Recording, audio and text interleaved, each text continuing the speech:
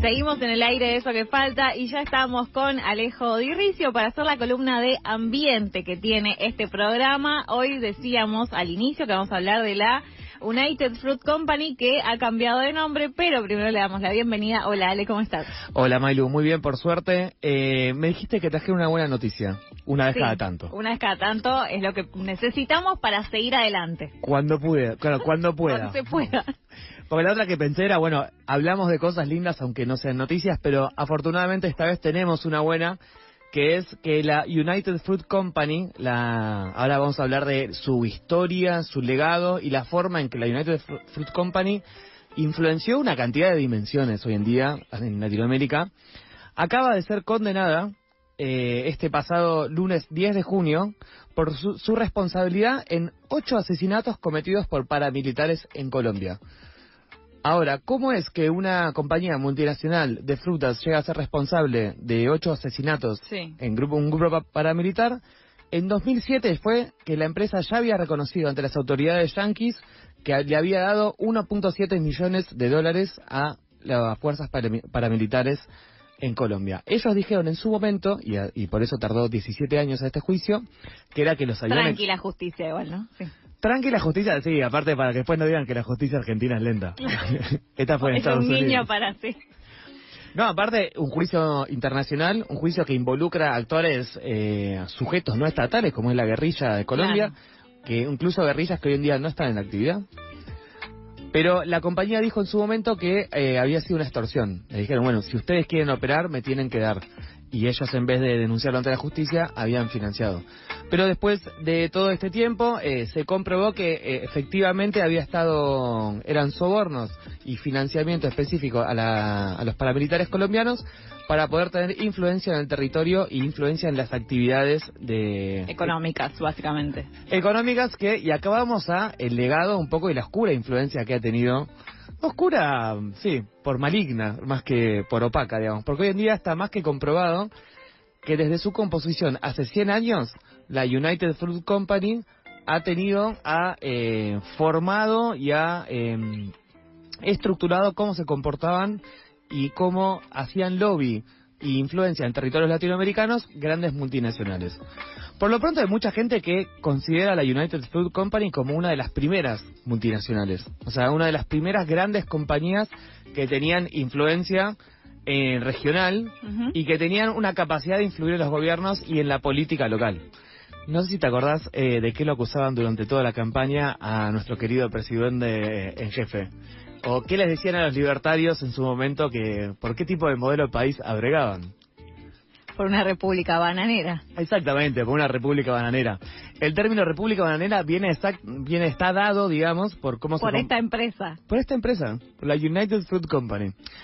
El término lo acuñan a algún escritor después de 1920 y pico, fue la primera vez que lo usa, pero para designar a países en los cuales toda la lógica estatal y organizacional estaba dada en torno a un commodity.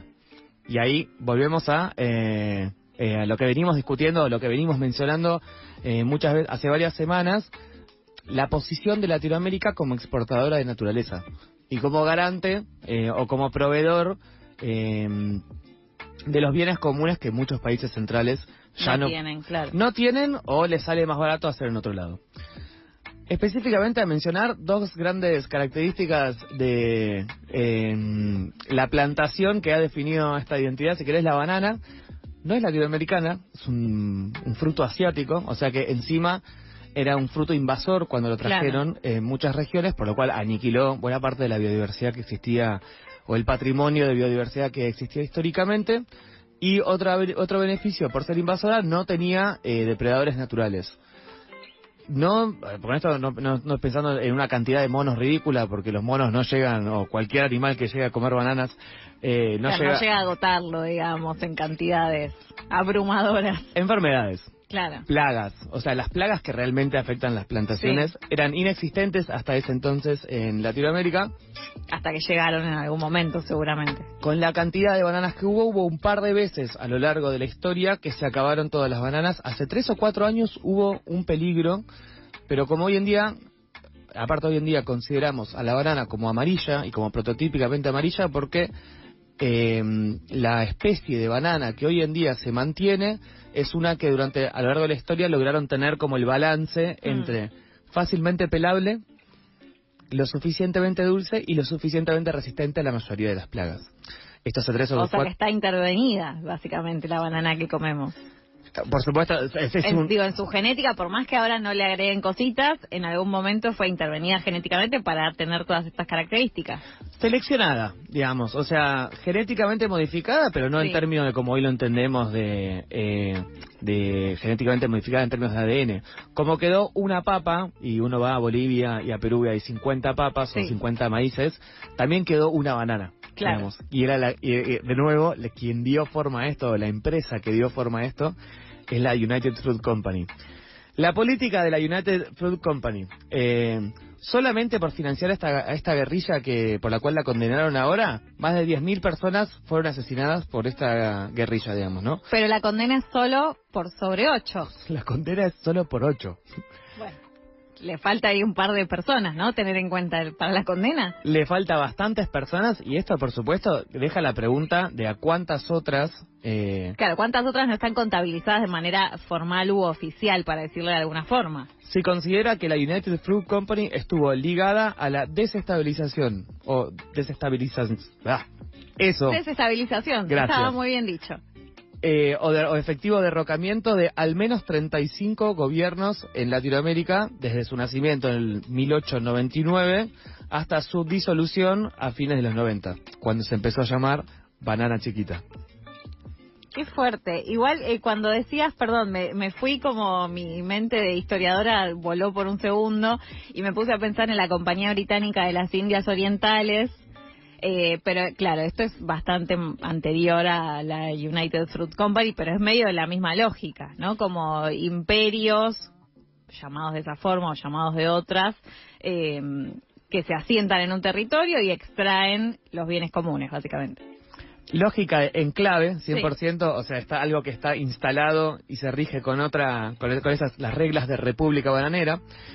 Penetración casi absoluta en la estructura estatal, en la estructura policial, judicial, o sea, en todo el paisaje de instituciones que componen el Estado está la empresa, digamos, condiciones de esclavitud, o sea, United Fruit Company es la que inventa pagar con su propia moneda para que solo en sus comercios lo puedas emplear.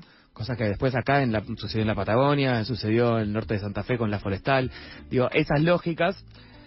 Y después, relacionado a la empresa de las Indias Orientales, controlar la logística. Esencialmente controlar el puerto y controlar la salida y entrada. El comercio, básicamente. O sea, todo es un negocio redondo, básicamente, en este tipo de empresas. Todo es un negocio redondo y la compañía, y el United Fruit Company llegó a controlar correos, comunicaciones, logística total, instalación de trenes y ministerios de transporte de la mayor parte de lo que hoy en día son estados independientes, por suerte, de Centroamérica. O sea, de todos los países llegó a controlar todas esas en algún momento de la historia, digamos, ¿no? Última, si querés, de los grandes hitos en el currículum de la United Fruit Company. Hermoso, sí, para LinkedIn. Para LinkedIn es 1928, 20.000 trabajadores en Colombia se levantan en huelga y para reclamar mejoras salariales. Que hace la United Fruit Company. Esto está retratado en 100 años de soledad, digamos, es una de las grandes escenas que Gabriel García... No la leí, perdón. No, está, digo, básicamente no hay mucho misterio, digamos. O sea, es una de las grandes masacres a manos de una multinacional, a manos del ejército privado de una multinacional. Y el nivel de belicidad de la United Fruit Company empieza al financiar las milicias privadas, pero termina también involucrada, por ejemplo, en la famosa invasión a Cuba de la bahía de Guantánamo, cuando llegan barcos a intentar desestabilizar al gobierno en ese entonces, a la joven revolución cubana. eran barcos, o sea, quienes habían prestado los barcos para desembarcar en Bahía de Cochinos, nuestra querida amiga, la empresa bananera en jefe. Yo creo que la United Fruit Company, y acá hay esto no me lo invento yo, hay un libro que se llama Cómo la United Fruit Company, después de esto, 3 meses dejo de decir ese nombre, formó el mundo, o estructuró el mundo, eso. Fue la primera gran multinacional, la primera gran relación colonial de una empresa con estados jóvenes o naciones, y el primer brazo de incidencia que tenía el gobierno de Estados Unidos en otros países. Hay un momento en que la nómina entre la CIA y la United Fruit Company coincidía en un 40%. ¿No? O sea que las mismas personas trabajaban para las dos... Para una agencia estatal de inteligencia, por un lado. Sí, decirle inteligencia a la CIA. Bueno, déjame ser un poquito buena. No, está bien. Y una empresa privada, o sea, que se supone nada tiene que ver una cosa con otra. Se supondría que nada tienen que ver una cosa con otra, pero esa fue la manera también de influenciar Estados Unidos en la política latinoamericana. Y de hecho, este libro o esta teoría plantea cómo estructura el mundo, porque hoy en día eso lo seguimos viendo en un montón de lógicas. Yo creo que hoy en día hay, por supuesto, un cambio de dinámicas, pero sí ha penetrado culturalmente y todavía está muy instalado, incluso por sectores que uno consideraría ideológicamente antagónicos, la imagen de la corporación, la multinacional en clave, que controla todo. Y esto lo vemos en Avatar, esto aparece en películas de zombies, tipo Resident Evil, esto aparece, recién mencionabas a la United Fruit, a la Indian... Sí, a la compañía de las Indias Orientales. De las Indias Orientales en Piratas del Caribe. Claro. Digo, como grandes productos culturales hollywoodenses. Sí. Absolutamente pro empresa, pro multinacionales y pro capitalismo salvaje. Claro. Por que decirlo las retoman para contar un relato, digamos, que después sí las hacen quedar mejor o peor, pero sí, básicamente es estar anidadas de alguna forma desde ahí. Y algo que parece que todo el tiempo terreno de la ficción y que parte, hay gente que dice que eso lo hacen para que quede dentro del terreno de la ficción y uno no la relacione con la realidad. Este veredicto, este juicio, que aparte, más allá de traer justicia justicia, no reparación, pero sí justicia a un montón de familiares de gente que había sido afectada por la guerrilla en Colombia, siento un precedente que es la primera vez que una corte misma de Estados Unidos condena con este nivel de severidad. Sí, en la cifra, la verdad que me faltan herramientas, porque 78 millones de dólares, digo, cómo uno valora vidas humanas, cómo uno valora todo lo que... Bueno, no es todo, pero el hecho de que hayan soportado a esa guerrilla tanto tiempo, a esos paramilitares, perdón, no a esa guerrilla, pero que el veredicto es claro, y el veredicto establece que... es la empresa la que fue culpable de esos 8 asesinatos, o sea que ahí se deja en claro que es la empresa y no solo los grupos paramilitares, que no salen de un repollo los grupos paramilitares, básicamente es lo que dice. Y que menciona una lógica sistemática de abuso a los derechos humanos, que termina, que la punta del iceberg es esos 8 asesinatos, pero imagínate, para que una corte estadounidense hable de que una empresa estadounidense en Latinoamérica tiene una lógica sistemática de abuso a los derechos humanos, es algo que no es normal, no es corriente, y puede sentar un precedente específicamente para pensar eso, en llevar a las empresas a las cortes en sus países de origen. El recorrido de la United Fruit Company, por supuesto, queda más que impune todavía, digamos. Ha habido en el momento en que perdieron un monopolio y pasaron a ser una empresa que ya no iba a ser tan importante, en ese momento su CEO se había suicidado. Digo, su legado continúa y continúa presente en un montón de cosas. Digo, lo vemos hoy en día en el RIGI, lo vemos en la lógica de las grandes empresas que quieren venir descontroladas en términos de sin control a llevarse lo que hay acá, digamos, y a ejercer esa cosa de república bananera.